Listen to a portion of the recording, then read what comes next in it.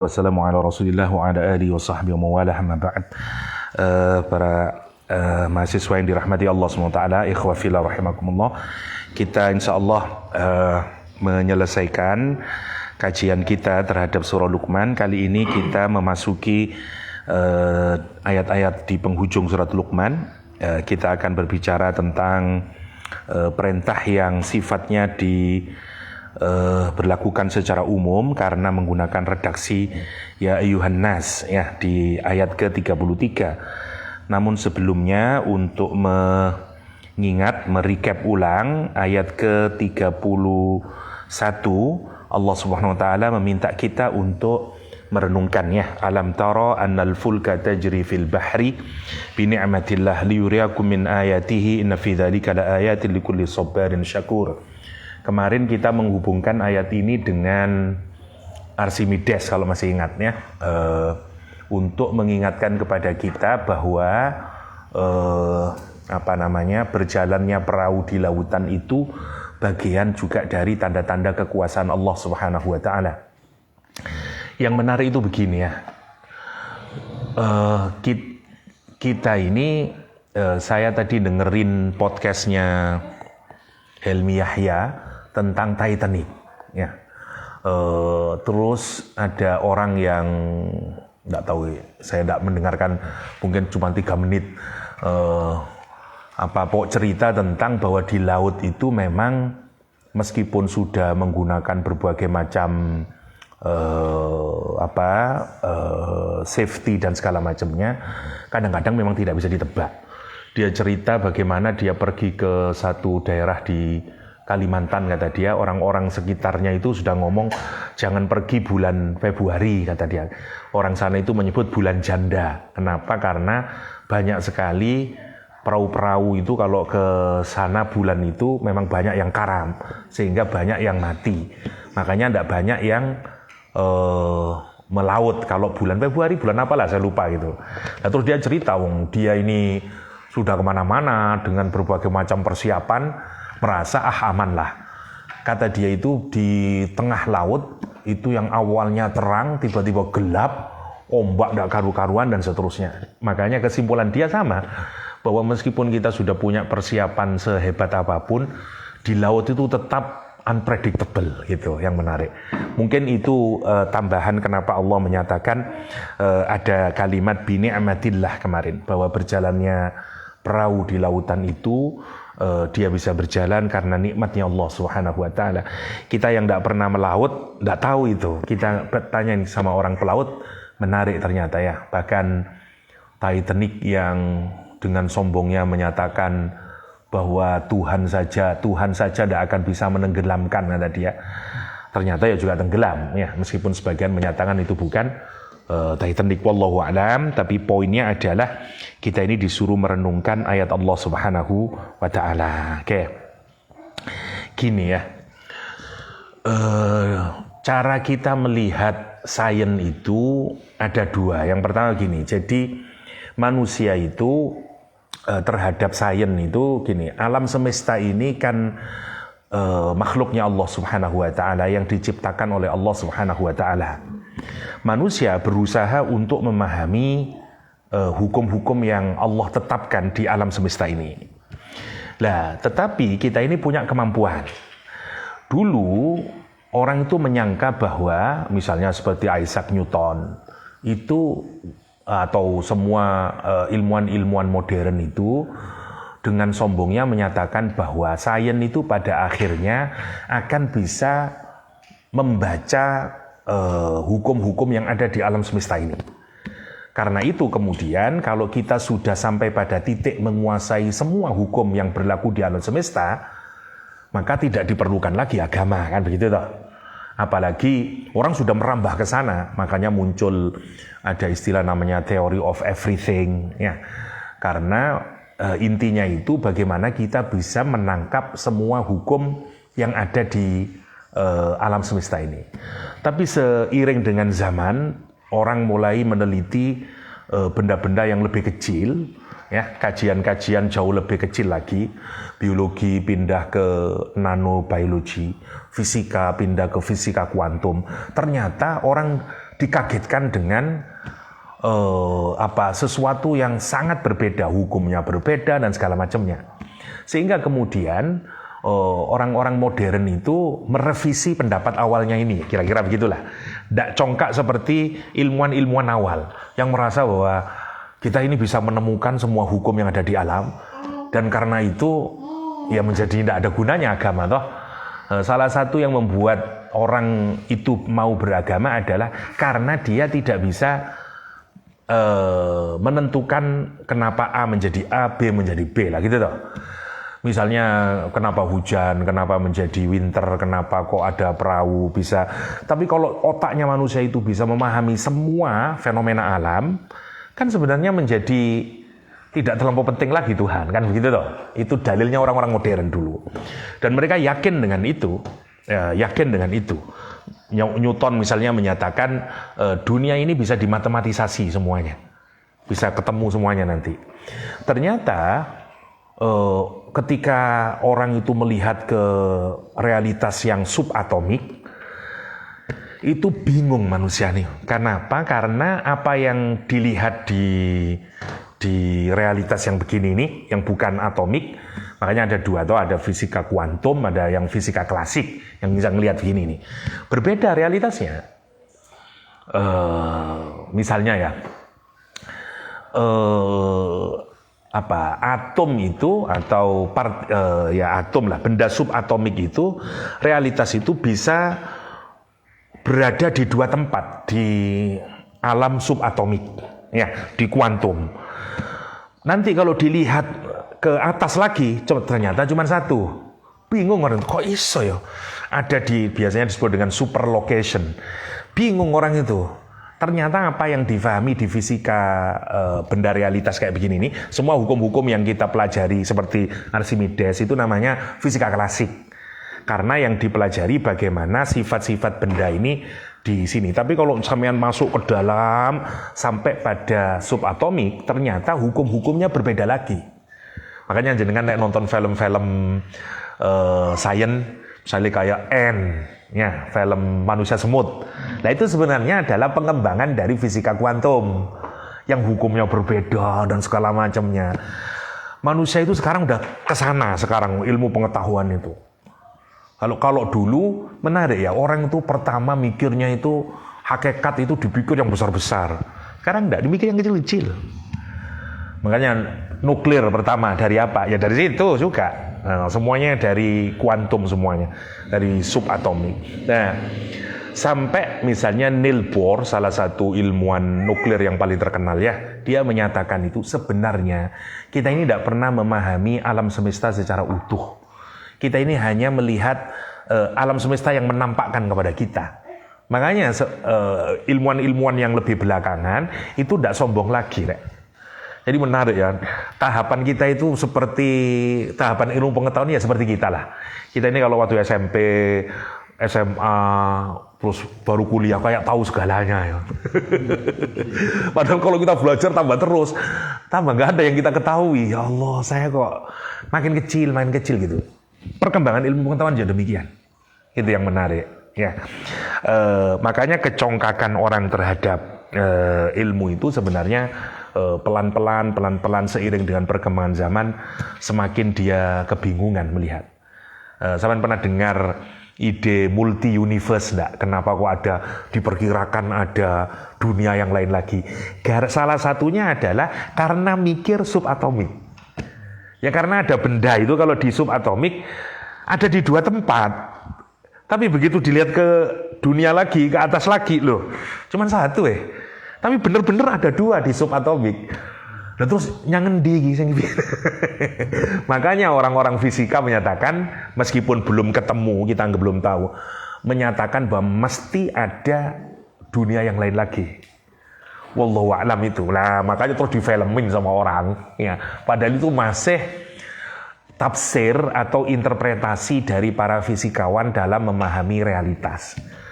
Apa ya begitu? Kita nggak tahu. Yang menarik kalau di dunia Islam kita meyakini itu toh, karena ada Jabarut, ada Malakut, ada dan seterusnya. Itu sebagai taman kemarin ya. Oke. Kita masuk ke ayat 32 sekarang. Wa idza ghasyiyahum maujun, dan apabila menutupi mereka, apa yang menutupi maujun, ombak, wave. Maksudnya perahu tadi ya. Perahu itu kalau sudah berlayar, kemudian ada ombak yang menutupinya, kadzulal, ya, ombaknya itu seperti gunung saking gedenya. Da'awullaha mukhlisina lahuddin. Karakter manusia itu kalau misalnya kita naik perahu terus ada ombak yang menutupi kita, da'awullah, tiba-tiba mereka berdoa kepada Allah, mukhlisina lahuddin, dia ikhlas tunduk patuh kepada Allah SWT. Nomor 1. Falamma najjahum, maka ketika Allah menyelamatkan mereka semuanya, ilal bar, terus diselamatkan ini sampai kemudian di daratan sudah lepas dia dari prahara ombak itu yang menggunung itu. Kemudian apa yang terjadi mereka? Faminhum muqtasid wa ma yajhadu bi ayatina illa kulla khattarin kafur. Yang menarik, manusia itu kemudian ada di antara mereka itu yang menjadi kelompok muqtasid, kata Al-Quran. Nanti dulu apa yang dimaksudnya. Wa ma yajhadu bi ayatina illa kulla khattarin kafur. Dan tidaklah mengingkari terhadap ayat-ayat kami, kata Allah SWT, kecuali kullu khattarin kafur. Orang yang khattar sama kafur, yang tidak setia, yang ingkar. Gini, ini Allah menceritakan bagaimana relasi antara nikmat yang diberikan oleh Allah Subhanahu wa taala dengan respon yang diberikan oleh manusia. Gitu poinnya. Nikmat, kita lihat dulu nikmat ya. Karena poinnya itu tadi di ayat yang ke-31-nya kan ada kalimat binikmatihi gitu. Nikmat itu dari kata nu'umah, artinya comfort, relax, nyaman, tentram, namanya nu'umah. Dari kata itu melahirkan kata ni'matun. Ya.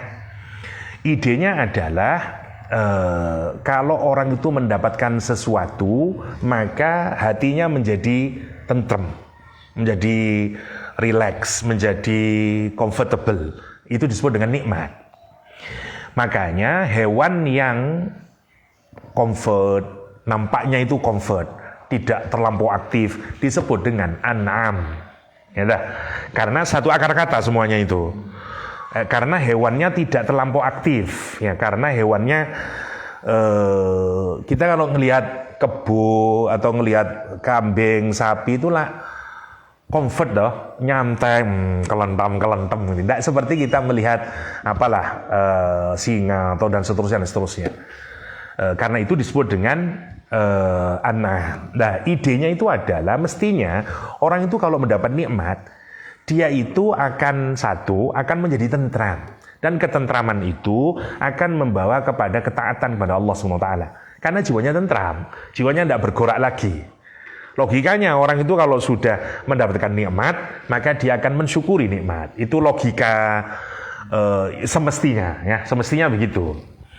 Karena kan kita ini mempertanyakan Tuhan, tidak bersyukur kepada Tuhan, biasanya karena tidak mendapatkan nikmat, kan gitu loh, yang menarik. Karena itu Allah mengingatkan kita dengan nikmat itu. Ginilah sederhananya, kenapa jenengan kok cenderung patuh kepada orang tua? Kan orang tua memberikan nikmat. Kenapa istri kok cenderung patuh kepada suami? Nah, ini quote in quote ya. Karena suami memberikan nikmat kepada istri dan seterusnya. Pokoknya jiwa manusia itu kalau kita mendapatkan nikmat, kita ini cenderung kemudian mentaati. Itu memudahkan kita. Orang itu kalau mendapatkan nikmat. Yang menarik manusia itu kalau dia mendapatkan nikmat, ya, meskipun dia mendapat nikmat nih, tapi begitu dia ada musibah, dia taat, tunduk dan seterusnya. Tapi begitu dia sudah dapat nikmat lagi, lupa dia. Yang menarik. Padahal mestinya orang itu kalau dapat nikmat, dia membuat dia bertaat kepada Allah SWT. Tapi efek yang buruk lagi dari nikmat itu adalah ada orang yang dapat nikmat tapi kemudian tidak membuat dia bersyukur dan mentaati Allah, tapi membuat lupa sama Allah SWT. Saya teringat Cak Nun kalau baca ayat ini persis seperti guyonannya Cak Nun. Kata Cak Nun itu ada orang Madura, sorry Imron. Ada orang Madura, ada Cak Nun itu naik perahu, ya, ombak.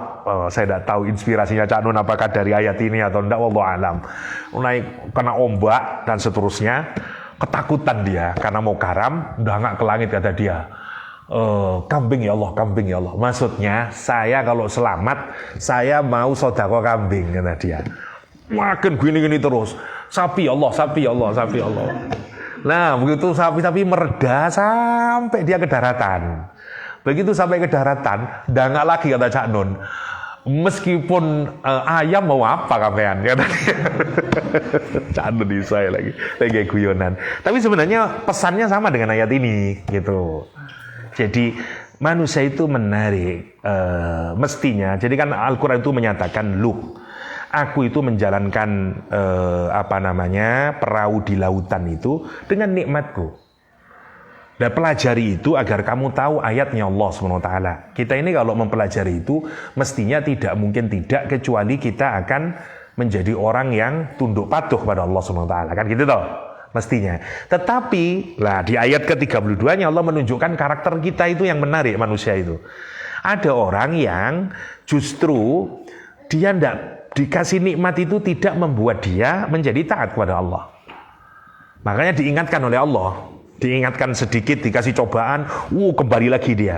Tapi begitu dia nyantai lagi, lupa lagi dia. Masya Allah. Nah, ini karakter yang buruk yang digambarkan oleh Al-Quranul Karim. Ya, di ayat yang ke-33. Orang yang salah di dalam memahami nikmatnya Allah Subhanahu wa Ta'ala. Nah, di ayat ini gambarannya menarik ya. Ini juga sama lah seperti kalau kita naik pesawat terbang, juga sama persis. Orang itu kalau lagi turbulensi, wah semuanya jadi soleh semuanya. Nah itu, Allahu Akbar. Kemarin ada ramai video gempa Jogja, masih sampean baca ndak ada gereja yang ada yang berteriak Allahu Akbar, Allahu Akbar. Menarik. Iya dah. Padahal di gereja itu. Makanya ramai kemudian. Persis setelah pastornya menyatakan Tuhan Yesus akan melindungi kita, gempa. Terus orang berteriak Allahu Akbar, lucu loh. Jadi menarik itu. Embo bener bunda, tapi viral, cukup viral beritanya kemudian. Wallahu a'lam. Ya, tapi menarik, manusia itu padahal mestinya musibah itu diarahkan agar kita kembali ke yang awal. Tapi ini menarik, ada orang yang dikasih nikmat, tapi justru dia tidak membuat menjadi bersyukur pada Allah SWT, tapi malah dia lupa sama Allah Subhanahu wa Ta'ala. Itu poinnya ya. Oke, kita lihat dulu.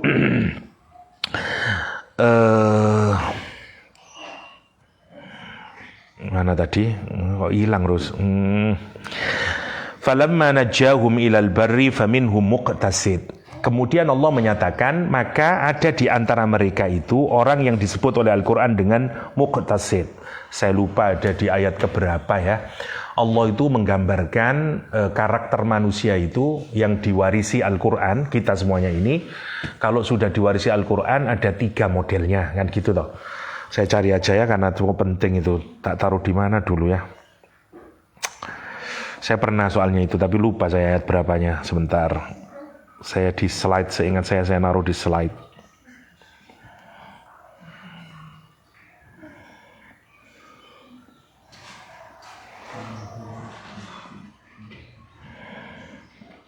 Slide apa harus program ya?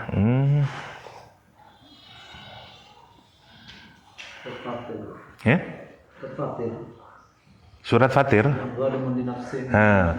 Muqtasid sabiqun bil khairat. Fatir ayat berapa? Fatir ayat 32. Ya. Ya apa awalim? Summa awrasnal kitab. Kemudian kami wariskan kitab. Maksudnya Al-Quranul Karim tentu saja ya. Ini gambaran dari umatnya Rasulullah SAW yang diwarisi Al-Quranul Karim.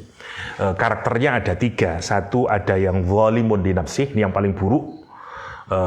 Yang kedua adalah yang muqtasid, the moderate. Ya, yang terakhir adalah the excellent, yang sabiqum bil khairat.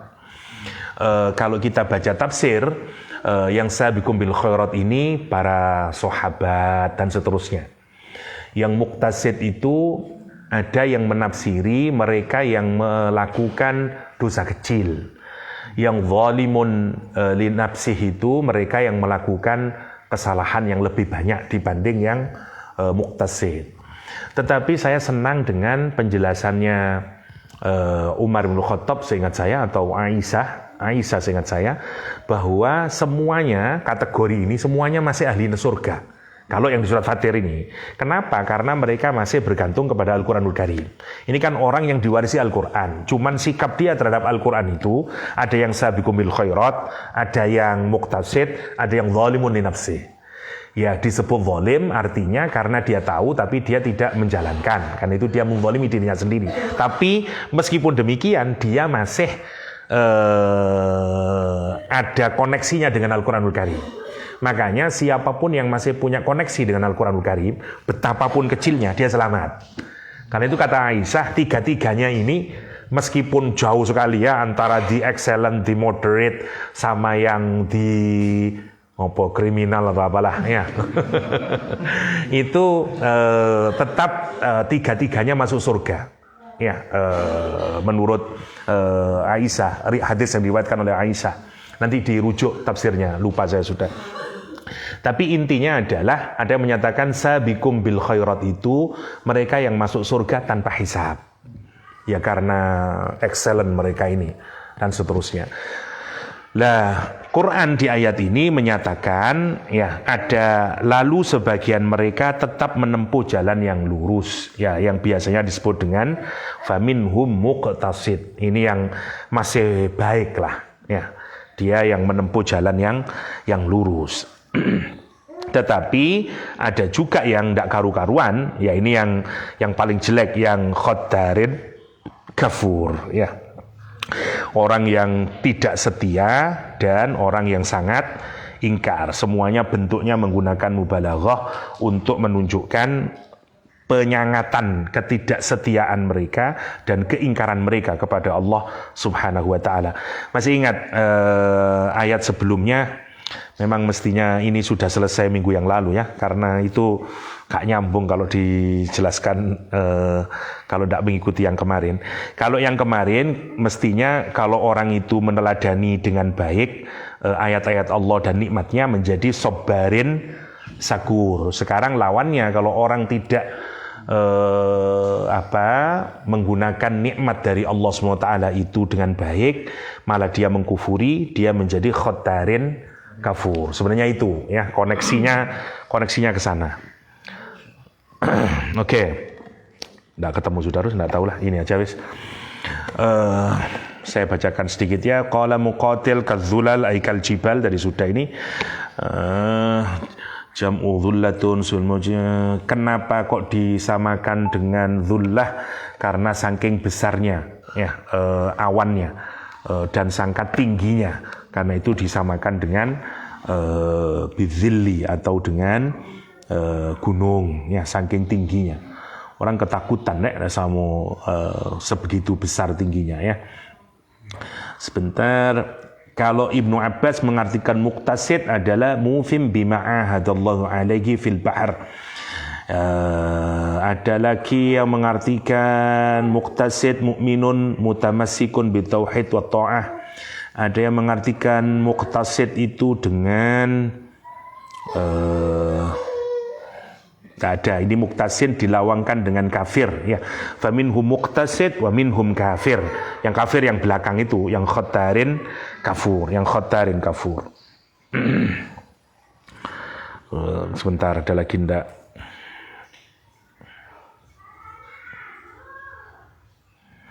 Gak ada. Yang paling terburuk dalam ketidaksetiaan dia disebut dengan khadar.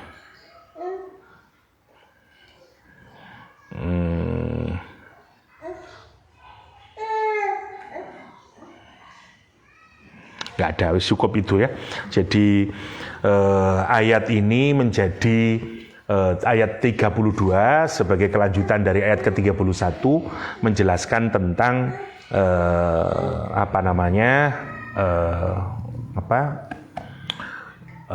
kesalahan dari orang memahami nikmat yang diberikan oleh Allah Subhanahu wa taala. Singkatnya itu ya.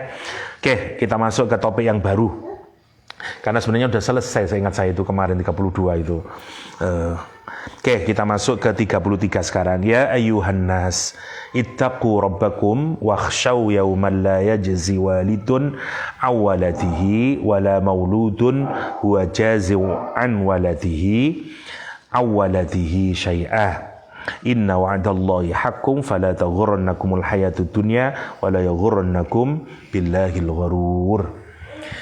Setelah diingatkan tentang nikmat yang diberikan oleh Allah, tapi kemudian ada orang yang menjadikan nikmat itu menjadi peluang dia menjadi orang yang sabarin syakur, tapi ada orang yang menjadikan nikmat Allah itu menjadi khotarin kafur. Allah kemudian seakan-akan meringkas atau memberi teori lagi ya di ayat yang ke-33 dengan membuka dengan huruf nida ya ayyuhan nas. Oke, poin yang pertama.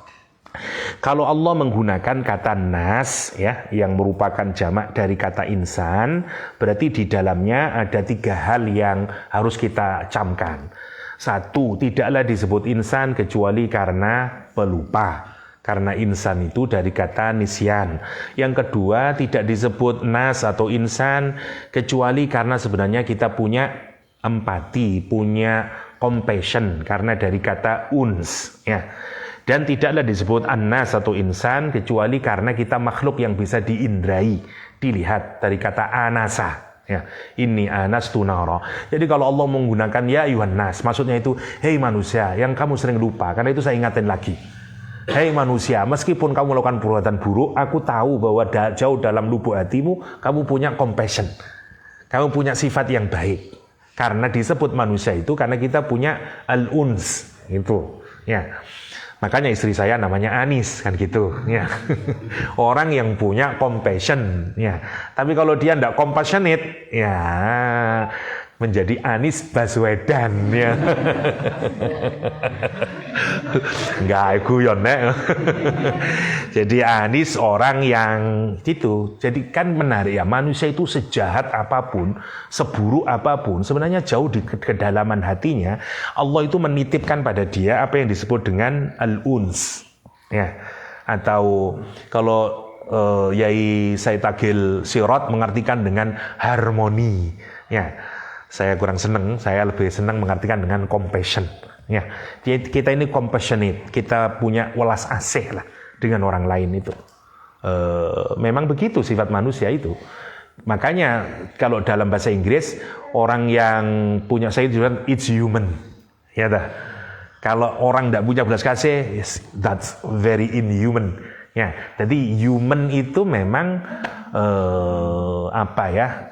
disifati sebagai sesuatu yang baik gitu kira-kira ya. Oke. Lah Allah ngingatin itu. Lah kita ini kalau ngingatin orang juga gitu. Aku yakin awakmu duwe potensi baik kok. Ndak usah saya nibul, ndak, aku yakin awakmu pinter. Nah gitu. Karena itu kita ngingatin. Itu menariknya. Dan yang ketiga yang tidak terlampau relevan ya. Karena memang disebut insan atau nas itu karena bisa kita indrai. Ya, anasa itu to perceive ya. Makanya ini anas tunara, indeed I perceive the fire. Saya melihat api, itu maksudnya Nabi Musa alaihissalam. Oke. Ya ayuhan nas, hei manusia, kata Allah SWT, ittaqu rabbakum. Takwalah kalian kepada Rabb kalian. Ini menarik sih Pak. Kita ini kalau disuruh bertakwa, itu kan logikanya itu gini, kalau saya misalnya berbuat zalim kepada istri, terus saya menyatakan nurut sama saya, kira-kira perintah itu masuk akal atau enggak? Enggak masuk akal loh, pasti enggak masuk akal. Tidak mungkin perintah Allah itu menyalahi aturan ya. Jadi kalau Allah menyuruh takwa kepada Rabb itu mesti tepat itu. Nah, karena itu mari kita pikirkan. Kalimatnya kenapa kok enggak begini? Misalnya, ya ayuhan nas ittaqullah. Kenapa kalimatnya ya ayuhan nas ittaqu rabbakum? Itu yang pertama. Karena kalau jenengan melihat sebelumnya, Allah berbicara tentang guyuran nikmatnya Allah yang diberikan kepada manusia, mulai dari perahu yang dijalankan saat kita berada di lautan, di mana kita tidak tahu siapa yang akan menyelamatkan saya dari ombak raksasa, dari macam-macam itu. Satu-satunya yang bisa merawat saya, menyelamatkan saya adalah Allah SWT. Ya. Sebelumnya lagi berbicara tentang perubahan musim, ya Allah menjadikan siang, malam, perubahan matahari, rembulan dan seterusnya ya. Itu juga satu-satunya yang bisa melakukan adalah Allah SWT. Oke. Karena itu karena korelasinya di ayat sebelumnya itu berbicara tentang perawatan Allah kepada umat manusia, maka yang lebih tepat di sini memang menggunakan Rob, bukan menggunakan Allah, gitu. Kalau kita mengenal kata Rob, kata Syekh Fadil Sholeh As-Samirai, minimal ada 5 makna di dalamnya. 1, maknanya itu Al-Murabbi, 2, Al-Malik, 3, As-Sayyid, 4, Al-Mun'im, 5, Al-Qaim. Ini kata Syekh Mutawalli Sya'rawi, kata Syekh Fadil As-Samirai. Jadi setiap kita mendengar kata Rob, di kepala kita itu mestinya muncul makna 5 itu. 1, tidaklah disebut Rob kecuali dia yang merawat kita, mendidik kita. Tarbiyah itu sebenarnya ya, kalau kita menanam benih, terus benihnya kita rawat, kita kasih air, kita kasih pupuk terus sampai dia besar, sampai dia berbuah. Proses kita mulai dari awal sampai dia berbuah namanya tarbiyah. Ya, orang yang disebut dengan murabbi gitu. Jadi Allah yang merawat kita itu. 1. Yang kedua, Allah disebut dengan Al-Malik karena dia memiliki dan menguasai manusia. Disebut dengan As-Sayyid karena dia yang paling otoritatif, dia maha otoritas terhadap diri kita. Karena itu Allah mengatur kita, ini boleh, ini tidak boleh, dan seterusnya. Allah disebut dengan Al-Mun'im karena dia yang memberikan tadi nikmat kepada kita. Dan Allah disebut sebagai Al-Qaim atau Al-Qayyum karena Allah yang mengestabliskan kita. Ya, dari yang tidak ada apa-apa sampai kemudian dia establis. Monggo dari akan, nggih, ngapunten. Makan dulu sebenarnya. Saya itu.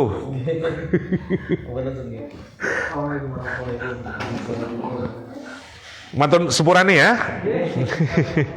Yuk monggo. Kita lanjutin. Jadi kalau kita perhatikan yang menarik itu, kenapa Allah menyatakan ittaqu rabbakum? Karena berkenaan dengan tadi.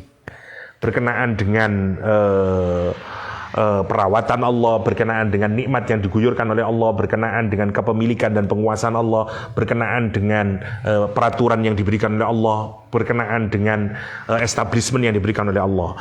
Lah, wajar sekali kalau misalnya kita berhadapan dengan orang yang merawat kita, memiliki kita, menguasai kita takwa kepadanya. Ya tak?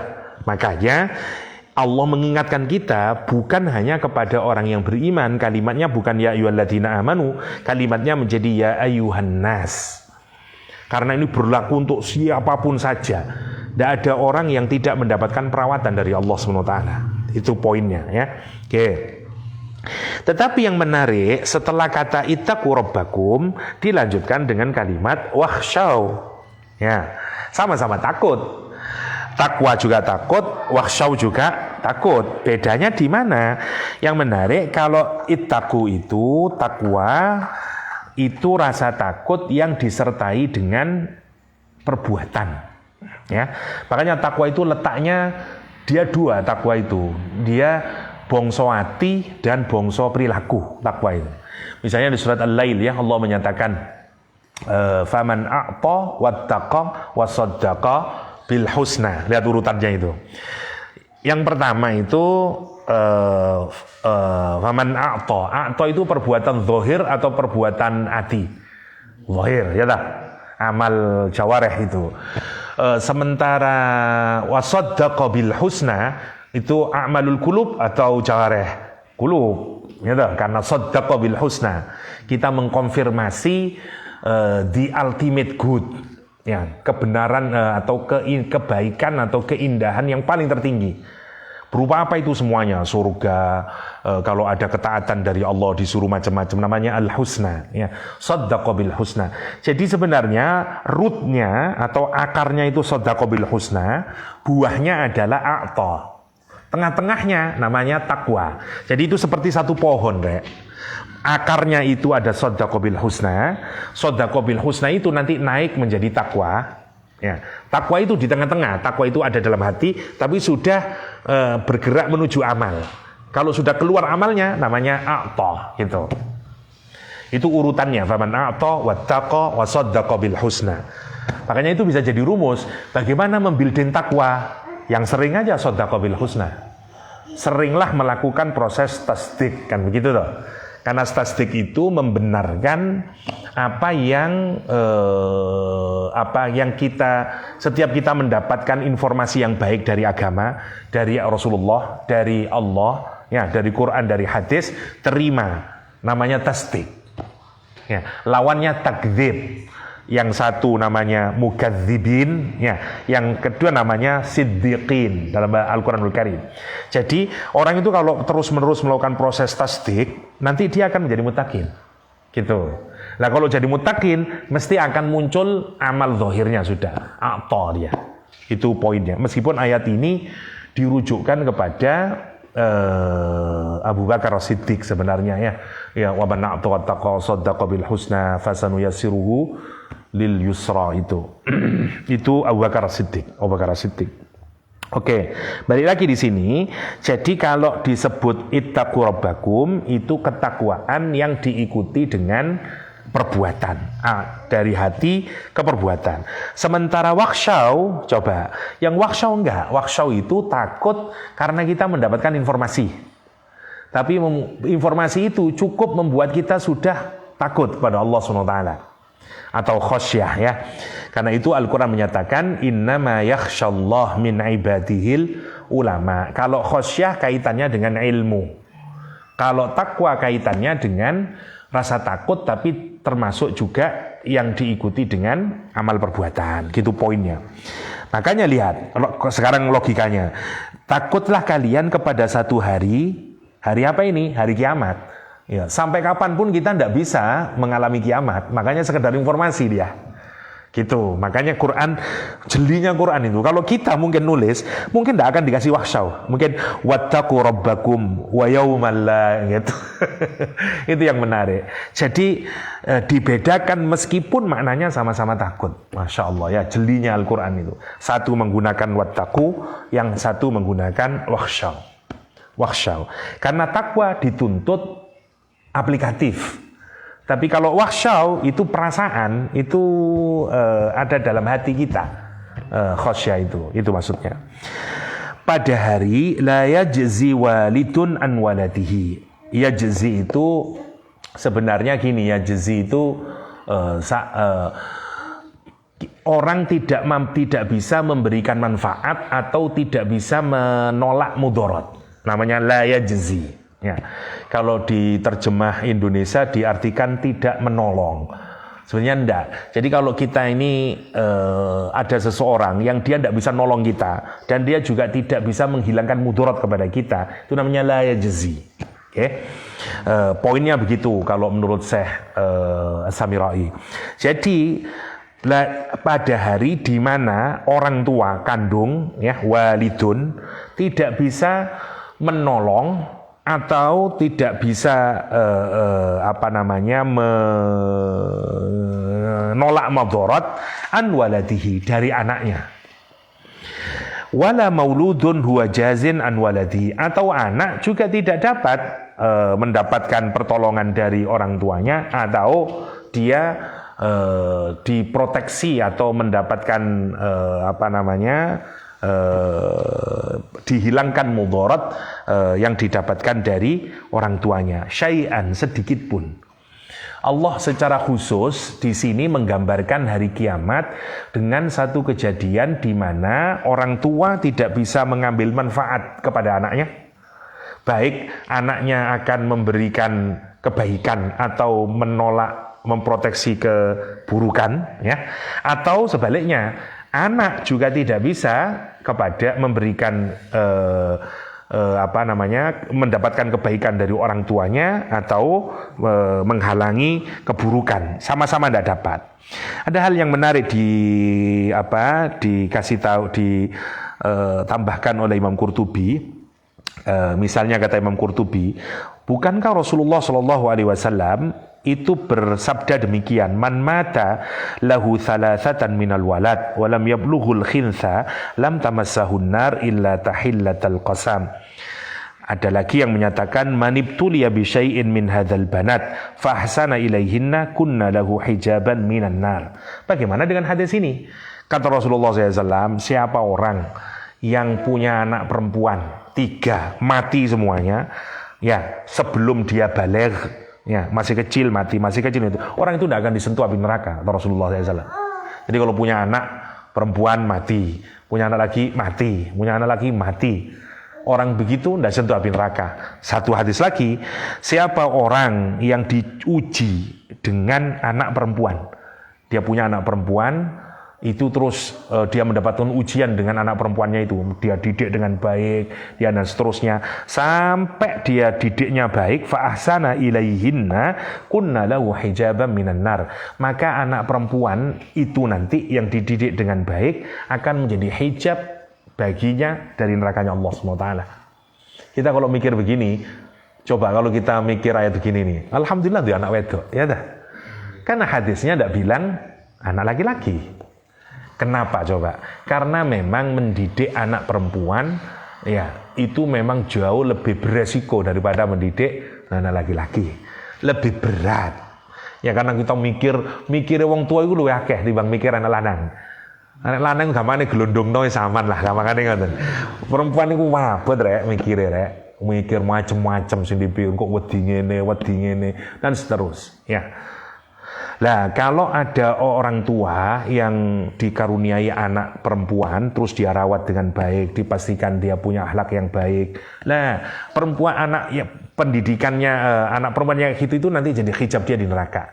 Loh, hadis ini kan kayaknya bertentangan dengan ayat ini. Gitu kata Imam Qurtubi. Gimana terus? Kata Imam Qurtubi. Nah, kata Imam Qurtubi enggak, maksudnya hadis ini menunjukkan tetap bukan anaknya yang punya manfaat, tapi amal dia terhadap anak itu yang memberikan manfaat.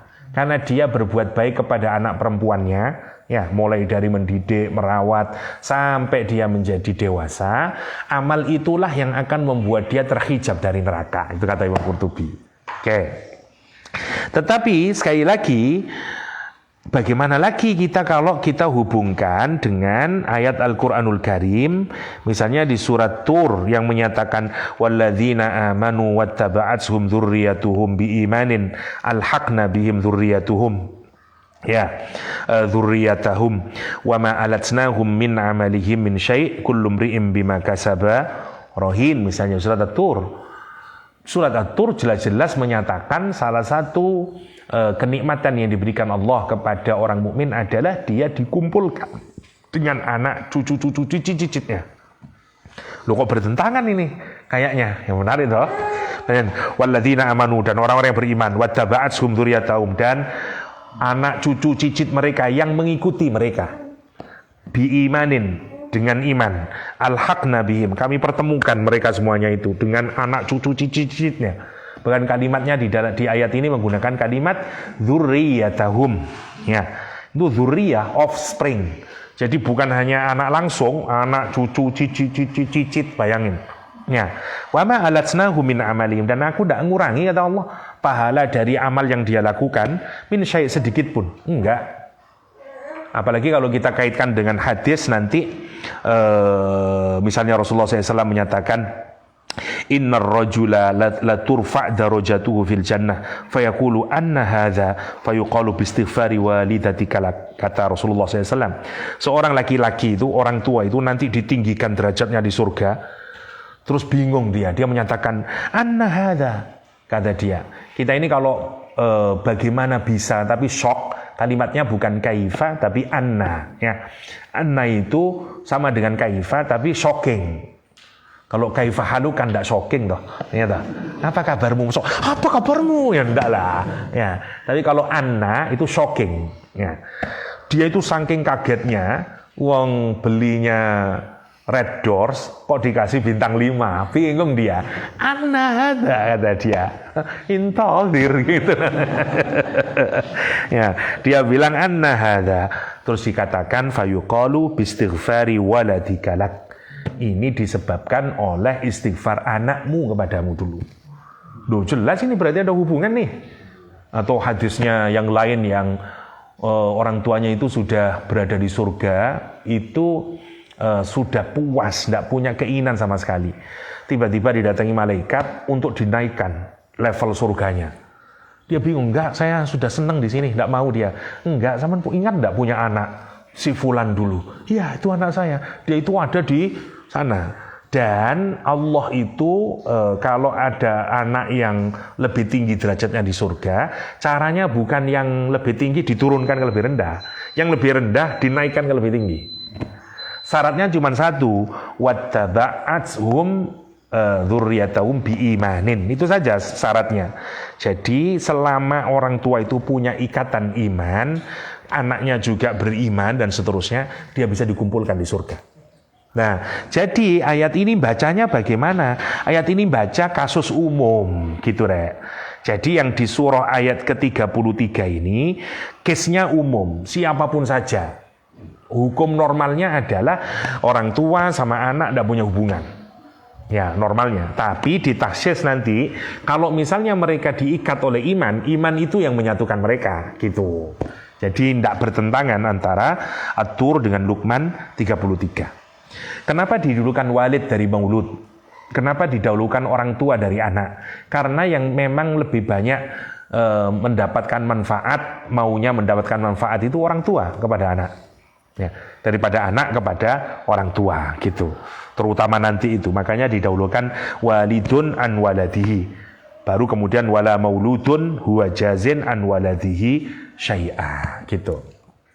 Yang terakhir, kenapa kok dikaitkan suasana hari kiamat itu dengan hubungan anak dengan orang tua? Karena ayat sebelumnya berbicara tentang siapa? Luqman dan anaknya. Seakan-akan Allah ngingatin, Luk, kamu tidak takut tak sama Allah? Kamu tidak takut sama hari ketika anakmu tidak ada manfaatnya sama sekali buat dirimu? Kapan? Karena kamu tidak mendidiknya dengan iman. Anakmu sendiri juga tidak punya manfaat sama sekali dengan orang tuanya. Orang tuanya juga tidak punya manfaat sekali dari memiliki anak itu. Kamu tidak takut kayak begitu? Kenapa? Karena gini ya, tidak ada orang tua yang tidak sayang kepada orang tuanya, anaknya. Demikian juga anak. Dia menghabiskan banyak uang untuk anaknya segala macam. Tapi kalau ternyata semua harta yang dia keluarkan untuk anaknya ternyata muspro di yaumul qiyamah, itulah kesengsaraan, Rek. Ya toh? Nyekolahin mulai TK, berapa total biaya yang diberikan itu? Coba, wis mangan, wis macem-macem. Ternyata kaki dibuat kepala, kepala dibuat kaki, ya dah. Gua ngurusi anak itu. Ternyata begitu mati, kono gunane awakmu. Lah kecewa toh, itu maksudnya. Nah, kenapa kok dikaitkan di situ? Biar kita niru Luqman, gitu maksudnya. Biar kita ini kalau mendidik anak seperti Luqman, anak kita nanti punya manfaat. Rumusnya apa? Seperti di surat At-Tur, begitu. Poinnya itu ke sana. Karena itu secara spesifik di sini ketika Allah menceritakan yaumul qiyamah itu dengan gambaran la yajzi walidun an waladi ila akhirih. Inna wa'dallahi haq. Janji Allah itu mesti ya terjadi benar. Fala taghurrannakumul hayatud dunya wala yaghurrannakum billahil gharur. Maka jangan kamu ketipu dengan kehidupan dunia yang singkat ini. Ya. Dan apalagi jangan ketipu kamu dengan iblis, dengan setan, al-gharur, yang maha penipu. Siapa itu? Ya, setan. Ya, setan nama lainnya adalah pangkatnya atau karakternya disebut Al-Quran dengan al-gharur, al-gharur. Ya. Saya kemarin menghubungkan fala taghurrannakumul hayatud dunya itu dengan surat At-Tur, ya, yang kemarin kita membaca alladzina hum fi khawdi yal'abun. Masih ingat ya, saya baru selesai nulis tadi. Jadi Quran itu menarik, Rek. Cara satu ciri dari orang ahli neraka itu digambarkan dengan kalimat fawailu yawma idzil lil mukadzibin alladzina hum fi khawdi yal'abun. Fawailun, Wailun itu kata Ibnu Ashur dari kata wai sama li. Wai itu arti awalnya adalah al-khuznu. Jadi kalau kita ngomong sedih kamu, sedih bagi dia, kehancuran bagi dia, selalu waili siapa, terus diteruskan. Tapi karena terlampau sering digunakan, akhirnya menjadi satu kata. Katanya Ibnu Ashur begitu riwayatnya, sehingga menjadi wailun. Nah, wailun itu kemudian maknanya banyak, tapi kalau disimpulkan, misalnya Syekh Sa'di, misalnya Ibnu Ashur sendiri, dia kalimat yang mengumpulkan semuanya, mulai dari azab, mulai dari asyarru wal azabu wal halakah, semuanya, wal huznu, semua pokok segala macam. Kalau kita ngomong tentang sedih, celaka, sengsara, semuanya itu namanya wail. Nomor 1, 2. Nomor 3, wailnya menggunakan tanwin. Sekali lagi, ditakdim lagi, wailun. Masya Allah. Nah, yang lebih parah lagi, wail itu kata Rasulullah SAW adalah lembah di neraka jahanam yang kalau gunung yang sangat besar dilemparkan ke dalamnya, lumer dia, melting dia. Dan dia, kalau manusia, ini yang paling menakutkan, kalau manusia dilemparkan ke wail itu, dia akan keep falling, dia terus keep falling, terus jatuh gini, sampai berapa lama? 40 tahun baru nyampe ke dasarnya. Namanya wail. Makanya gambaran dari puncak kesengsaraan. Ya. Nah, Quran menyatakan fawailun, maka hancur, celaka, dan seterusnya. Siapa itu? Lil mukadzibin, orang yang melakukan takdzib, ya, mendustakan ayat-ayat Allah, mendustakan Al-Quran, dustain perintah Allah, dan seterusnya. Dan dia juga mengajak orang lain untuk sesuatu yang benar dia dustakan. Nah, penjelasan yang menarik dari mukadzibin itu adalah alladzina hum fi khawdi yal'abun, mereka yang fi khawdin, di dalam khawd, yal'abun, bermain-main. Khawd itu kalau sampean lihat di terjemahan Al-Quran, biasanya diterjemahkan dengan dalam kebatilan. Atau kalau di tempat yang lain, apa? Jahat leh. Kaget aku leh. Yang pertama maknanya khawd itu biasanya diartikan dengan kebatilan. Ya. Yang kedua diartikan dengan ucapan yang ngeyel. Jadi kalau orang dikasih tahu, dia nimpalin lagi, ngasih argumen lagi. Wah, aku tidak mau terus gitu. Namanya khawdin. Seperti fala yakhudu ma'al khaidin, kata Al-Quran Karim. Karena dia paling sering Quran menggunakan kata itu. Tapi di ayat ini penggunaannya adalah bentuknya kata benda.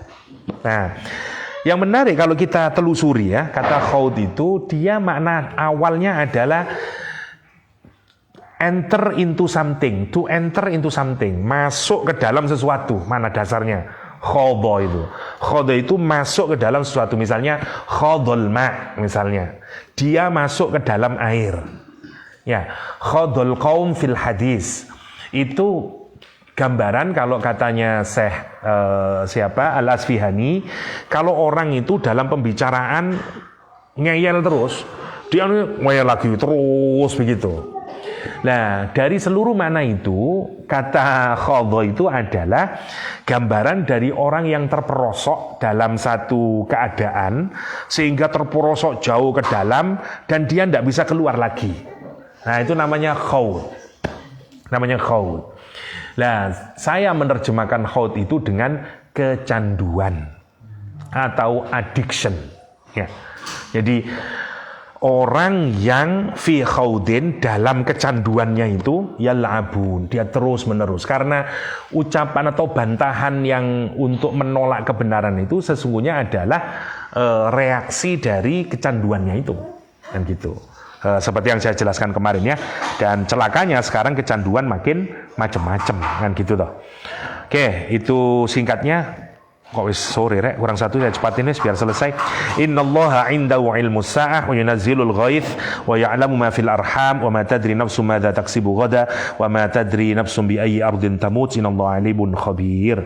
Sesungguhnya Allah indahu ini berkenaan dengan mafatihul ghaib, ya, tentang 5 hal yang hanya Allah yang tahu. Hatta nabinya tidak dikasih tahu, ya. Yang pertama adalah ilmus sa'ah. Tidak ada yang tahu kapan hari kiamat, tidak ada yang tahu. Ya, hadis terkenal Jibril, ya, hadis Jibril dikenalnya Rasulullah ketika ditanya tentang yaumul kiamah, Rasul menyatakan juga yang ditanyai tidak lebih tahu daripada yang menanyai, kata Rasulullah SAW. Ya, nomor 1. Yang kedua, wa yunazzilul ghaits, ya, turunnya hujan. Ya, itu juga tidak ada yang tahu. Makanya hatta sains hari ini tidak bisa memprediksi secara 100%. Nyebutkannya disebut dengan forecast. Ya, forecast itu ya masih ya memprediksi, ya. Ya, karena apa ya, pasti hujan atau enggak, karena itu disebut dengan forecasting. Oke, wa ya'lamu ma fil arham, dan yang juga tidak tahu apa yang ada di dalam rahim, juga tidak ada yang tahu. Ya, meskipun sekarang orang sudah bisa mendeteksi dan segala macamnya, tapi tidak bisa sampai memberikan kepastian. Oke. Yang berikutnya adalah kita tidak tahu madza taksibu ghadah. Ya, apa yang akan kita perbuat besok hari. Iso seore poponda, kita nggak pernah tahu, ya. Dan terakhir adalah bi ayyi ardin tamut. Kita juga tidak pernah tahu di bumi mana kita ini akan diwafatkan oleh Allah Subhanahu wa taala. Sebenarnya ayat yang terakhir ini itu punya background. Seseorang datang kepada Rasulullah Shallallahu Alaihi Wasallam, namanya orang Badui, ya, Waris bin Amr bin Harisah.